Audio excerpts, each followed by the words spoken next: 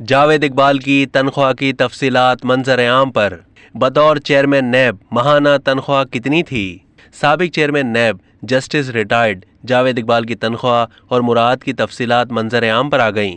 وزارت قانون نے جسٹس ریٹائرڈ جاوید اقبال کی بطور چیئرمین نیب تنخواہ اور مراد کی تفصیلات تحریری طور پر سینٹ میں پیش کیں۔ سینٹ میں پیش کی گئی تفصیلات میں بتایا گیا کہ جاوید اقبال کو بطور چیئرمین نیب ماہانہ 12,39,000 بنیادی تنخواہ ملتی تھی۔ سابق چیئرمین نیب کو اپنی مدت کے دوران 7,45,00,000 روپے بنیادی تنخواہ دی گئی۔ وزارت قانون کے جمع کرائے گئے جواب میں بتایا گیا کہ سابق چیئرمین نیب کو 6,000 روپے ماہانہ فون الاؤنس اور 68,000 روپے ہاؤس رینٹ دیا گیا۔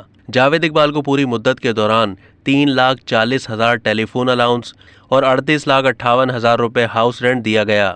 تحریری جواب میں بتایا گیا کہ بطور ریٹائرڈ جج supreme court justice Javed Iqbal کی ریٹائرمنٹ کے بعد پینشن، مراد اور گریجویٹی کی تفصیلات نہیں ہیں۔